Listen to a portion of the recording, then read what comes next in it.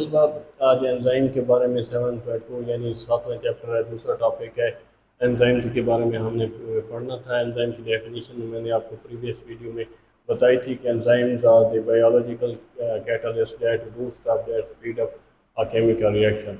ये biological catalyst होते हैं। एंजाइम क्या होते हैं, उर्दू मीडियम के लिए भी साथ साथ लिखता चला जाता हूँ कि एंजाइम जो हैं ये बायोलॉजिकल कैटलिस्ट हैं और क्या करते हैं, रिएक्शन को बूस्ट अप करते हैं, रिएक्शन को स्पीड अप करते हैं। और सिर्फ स्पीड अप नहीं करते, रिएक्शन की स्पीड कई लाख गुना बढ़ा देते हैं। मैं आपको एक सिंपल सा एग्जांपल दूं, आप जस्ट इमेजिन करो कि हम कोई चीज़ खा लेते हैं, खाना खाते हैं, बिरयानी खाते हैं, कोई भी चीज़ हम खा रहे हैं। अगर ये एंजाइम ना होते तो ये जो खाना था हमारे मैदे में कई कई दिन तक मौजूद रहता, ये डाइजेस्ट ना हो पाता।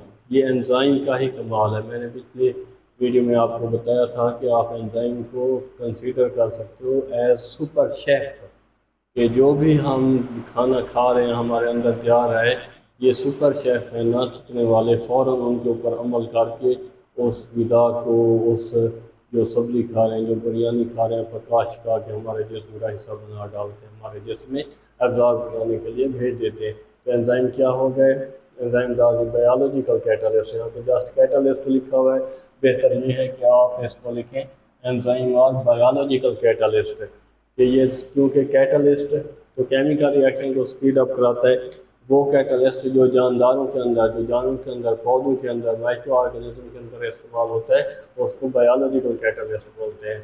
और दूसरी बात, एंजाइम खुद किसी रिएक्शन में इस्तेमाल नहीं होता, ये जस्ट उसको स्पीड अप ही कराता है, उसको बूस्ट अप ही करता है, खुद इस्तेमाल नहीं होता। जो ही रिएक्शन कंप्लीट होता है वहाँ से अलहदा हो जाता है। पिछली वीडियो में मैंने आपको एग्जांपल दी थी कि आप इसको जस्ट कंसीडर कर सकते हो एज रिश्ते वाली आंटी, कि वो जो रिश्ता कराती है खुद अलहदा, फिर नेक्स्ट रिश्ते के लिए लोगों के रिश्ते कराने के लिए रेडी होती है, किसी और जोड़े का मैच मेकिंग करा देती है।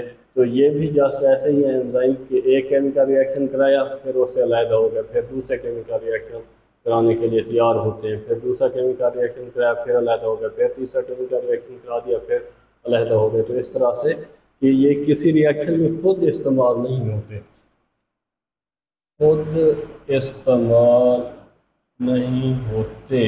ये पॉइंट्स आपने याद रखने हैं कि एंजाइम बायोलॉजिकल कैटलिस्ट है, बायोलॉजिकल कैटलिस्ट है, 3D प्रोटीन के बने हुए हैं, 3 डायमेंशनल प्रोटीन के, ग्लोब्यूलर प्रोटीन के बने हुए हैं, और किसी भी रिएक्शन में खुद इस्तेमाल नहीं होते। और हर एंजाइम का एक स्पेसिफिक सबस्ट्रेट होता है। सबस्ट्रेट क्या चीज़ है, वो चीज़ जिसके ऊपर एंजाइम एक्ट करता है, जिसके ऊपर एंजाइम अमल करता है, जिसको वो प्रोडक्ट में कन्वर्ट कराता है, वो क्या होती है, सबस्ट्रेट। तो मैं आपको एग्जांपल बता दूं, जैसे CO2 प्लस H2O फोटोसिंथेसिस में मैंने आपको बताया था, ये दो चीज़ें मिलती हैं क्लोरोफिल और सनलाइट की मौजूदगी में, और इनसे बनता है कार्बोहाइड्रेट यानी ग्लूकोज और ऑक्सीजन एज बाई प्रोडक्ट। तो ये दो चीज़ें जो हैं जिनका एंजाइम ने कैटालाइज कराना है, ये एंजाइम के लिए होते हैं सबस्ट्रेट। और इस रिएक्शन का जो एंजाइम है वो मखसूस होता है। इसी तरह रेस्पिरेशन के जो एंजाइम है वो भी अपनी रिएक्शन के लिए मखसूस होते हैं।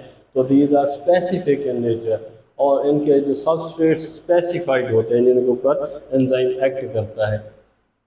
आखिरी बात, जो speeds of the chemical reaction, chemical reaction की स्पीड को लाखों गुना बढ़ा देता है। अगर एंजाइम ना होता तो वो जो स्पीड थी, जो एंजाइम का वर्क था, एंजाइम ना होता तो केमिकल रिएक्शन बहुत ही स्लो डाउन होता। यूँ समझ लें कि एंजाइम है तो हमारी walking, thinking, breathing, each and everything वो क्या है। अगर एंजाइम ना होता तो हमारा ये सारा सिस्टम ज़ीरो होता। ये कुदरत ने हमारे जिस्म के अंदर एंजाइम को एज सुपर हीरो बना दिया है। ठीक है, सुपर हीरो की एग्जांपल आपने जहन में रखनी है। करैक्टरिस्टिक्स ऑफ एंजाइम है, एंजाइम की खसूसियात, एंजाइम नेचर के हवाले से कैसे होते हैं, प्रोटीन के बने होते हैं। एंजाइम की जो प्रोटीन है वो 3 डायमेंशनल ग्लोब्यूलर प्रोटीन होती है। 3 डायमेंशनल प्रोटीन मैंने लास्ट टाइम आपको बताया था कि आप 3 तरह के एक्सेस पढ़ते हैं, एक्स, वाई और Z एक्सेस। तो जो 3D स्ट्रक्चर होते हैं वो 3 एक्सेस पे डिफाइन की जाती है। नेचर, प्रोटीन इन नेचर, और एंजाइम जो हैं वो 100 से 1000 अमीनो एसिड तक मुश्तमिल हो सकते हैं, यानी 100 से लेकर 1000 अमीनो एसिड तक मुश्तमिल होगा। ग्लोब्यूलर 3D प्रोटीन होते हैं, उर्दू में इसे ग्लोबल लिखा हुआ है, ठीक है, आपने अपनी बुक में ठीक कर लेना है, आपने इसको लिखना है globular. Enzymes are globular 3 dimensional, सहजहती उर्दू में लिखा होगा, 3 डायमेंशनल इसे बोलते हैं, ठीक है, उर्दू में इसे कहते हैं सहजहती और इंग्लिश में इसे कहते हैं 3 dimensional. Specific in nature, her enzyme specified होता है अपने काम के लिए, जैसे अमाइलेज एंजाइम। अमाइलेज एंजाइम क्या करता है, स्टार्च को तोड़ता है, ब्रेक डाउन ऑफ स्टार्च को तोड़ देता है। इसी तरह लाइपेज एंजाइम है जो लिपिड को फैटी एसिड और कोलेस्ट्रॉल में तोड़ता है। अमाइलेज स्टार्च को सादा शुगर में तोड़ता है, ठीक है, स्टार्च जो है वो पॉलीसैकेराइड है, इसको ये सादा शुगर में तोड़ देगा। और इसी तरह जो हमारी पिछला टॉपिक था मेटाबॉलिज्म कैटाबॉलिज्म का, उसमें हमने लिपोलाइसिस पढ़ा था, लिपिड्स का टूटना। लाइपेज एंजाइम है जो लिपिड को फैटी एसिड और कोलेस्ट्रॉल में तब्दील कर देता है। तीसरा एंजाइम काम किस जगह पे करते हैं, उस हवाले से हम एंजाइम की ग्रोहबंदी भी कर सकते हैं, क्लासिफिकेशन भी कर सकते हैं। ये जो पॉइंट है दरहकीकत ये एंजाइम की क्लासिफिकेशन से रिलेटेड है, क्लासिफिकेशन ऑफ एंजाइम से रिलेटेड है। एंजाइम किस तरह क्लासीफाई किए जाते हैं। एंजाइम अपने काम करने के मकाम के लिहाज से क्लासीफाई किए जाते हैं, जिस मकाम जिस जगह पे एंजाइम काम करता है उसके हवाले से एंजाइम जो है वो क्लासीफाई किया जाता है। इंट्रासेलुलर एक्स्ट्रा सेलुलर दो तरह के एंजाइम है। इंट्रासेलुलर का मतलब होता है within the cell, intra का मतलब आपने याद रखना है, इंट्रा का मतलब होता है within the cell. Intracellular within the cell, cell के अंदर काम करने वाले एंजाइम, और एक्स्ट्रा सेलुलर, एक्स्ट्रा का मतलब outside, external, outside of the cell, cell से बाहर आकर कैविटीज के अंदर काम करने वाले एंजाइम। यानी एंजाइम दो तरह के हो गए, एक एंजाइम इंट्रासेलुलर एंजाइम जो सेल के अंदर काम कर रहा है, दूसरा एंजाइम एक्स्ट्रा सेलुलर एंजाइम जो सेल से बाहर निकल के काम कर रहा है। अब इंट्रासेलुलर एंजाइम क्या है, जो सेल के अंदर काम कर रहा है। अभी मैंने आपको एक मिसाल दिया, ये प्रोसेस सेल के अंदर हो रहा होता है। इसी तरह रेस्पिरेशन का प्रोसेस माइटोकॉन्ड्रिया सेल के ऑर्गेनेली के अंदर होता है, ठीक है। तो वो जो भी प्रोसेस सेल के अंदर एंजाइम करा रहे होते हैं वो इंट्रासेलुलर एंजाइम होते हैं, सेल के अंदर काम करते हैं। जैसे माइटोकॉन्ड्रिया के अंदर एंजाइम काम कर रहे हैं, रेस्पिरेशन के अंदर एंजाइम काम कर रहे हैं, इसके अंदर एंजाइम कर रहे हैं। एक्स्ट्रा सेलुलर एंजाइम क्या है, स्टमक के अंदर, मैदे के अंदर काम करने वाले एंजाइम। मैदे के अंदर कौन कौन से एंजाइम काम करते हैं, अमाइलेज, ये है हमारे लुआब में मौजूद होता है। तो स्टार्च की जो डाइजेशन है ये तो मुंह से ही शुरू हो जाती है, और मैदे के अंदर लिपिड्स की एमल्सिफिकेशन होती है बाइल साल्ट के ज़रिए, और साथ साथ प्रोटीएजेस, ये प्रोटीन की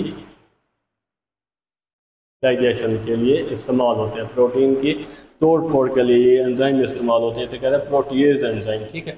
प्रोटीएज एंजाइम प्रोटीन को किस चीज़ में तब्दील करेगा, सादा अमीनो एसिड के अंदर। याद रखना प्रोटीन की जो इकाई होती है वो अमीनो एसिड्स होते हैं, अमीनो एसिड जुड़ते हैं तो उससे प्रोटीन के मॉलिक्यूल बनते हैं। और जो प्रोटीएजेस होते हैं वो प्रोटीन को अमीनो एसिड के अंदर तोड़ देते हैं और खुद अलग हो जाते हैं।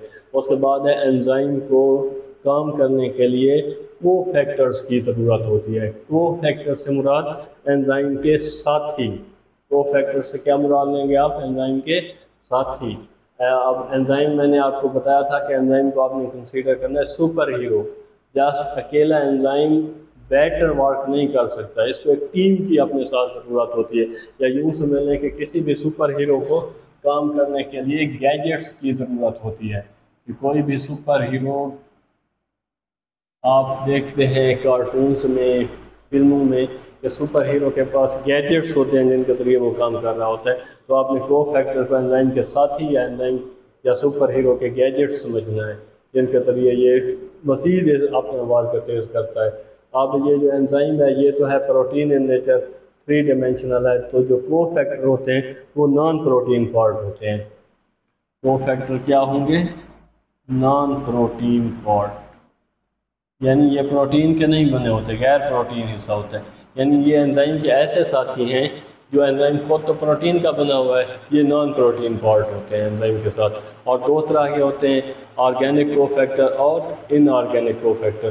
कोफैक्टर का जो ये इसके करैक्टर है, इसकी खसूसियत है एंजाइम की कोफैक्टर वाली, ये शॉर्ट क्वेश्चन के लिए बहुत ही इंपॉर्टेंट है कि कोफैक्टर्स क्या होते हैं, कोएंजाइम्स क्या होते हैं, प्रोस्थेटिक ग्रुप क्या होते हैं, ऑर्गेनिक कोफैक्टर क्या होता है, इनऑर्गेनिक कोफैक्टर क्या होता है। या इसे एक बार डिटेल से पढ़ने की कोशिश करते हैं, डिटेल से समझने की कोशिश करते हैं। स्टूडेंट्स एंजाइम के बारे में पढ़ रहे थे और बात हो रही थी कोफैक्टर की कि एंजाइम अगर सुपर हीरो है तो कोफैक्टर्स उसके गैजेट्स होते हैं, एंजाइम अगर सुपर शेफ्स हैं तो कोफैक्टर्स उसके साथी हैं।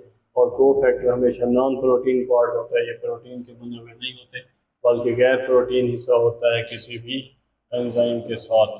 गैर प्रोटीन नॉन प्रोटीन पार्ट होता है एंजाइम का। और कोफैक्टर्स दो तरह के होते हैं, ऑर्गेनिक कोफैक्टर और इनऑर्गेनिक कोफैक्टर। ऑर्गेनिक और इनऑर्गेनिक पहले देख लेते हैं इनऑर्गेनिक कोफैक्टर्स क्या होते हैं। इनऑर्गेनिक फैक्टर्स मेटल आयंस जितनी भी होती हैं वो इनऑर्गेनिक कोफैक्टर्स के तौर पे काम करते हैं, जैसे iron, magnesium, zinc ions. Iron, magnesium और जिंक आयन ये इनऑर्गेनिक कोफैक्टर्स का काम करते हैं। और ऑर्गेनिक कोफैक्टर्स के मजीद दो ग्रुप्स होते हैं,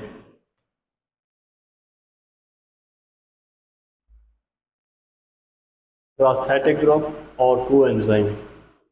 प्रोस्थेटिक ग्रुप क्या होता है, अगर जो नॉन प्रोटीन पार्ट है वो एंजाइम के साथ कम्प्लेक्स अटैचमेंट बना ले, कम्प्लेक्स अटैचमेंट,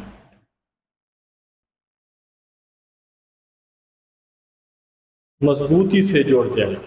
अगर कोई भी ऑर्गेनिक कोफैक्टर एंजाइम के साथ मजबूती से जुड़ जाए, ये याद रखें आपने, यहीं से डेफिनेशन का एक कंसेप्ट बना लेना है। कोई भी ऑर्गेनिक कोफैक्टर एंजाइम के साथ मजबूती से जुड़े तो उसे हम कहते हैं प्रोस्थेटिक ग्रुप। अगर कोफैक्टर एंजाइम के साथ लूज अटैचमेंट बनाए, कमज़ोर बॉन्ड बनाए, तो उसे हम कहेंगे को एंजाइम।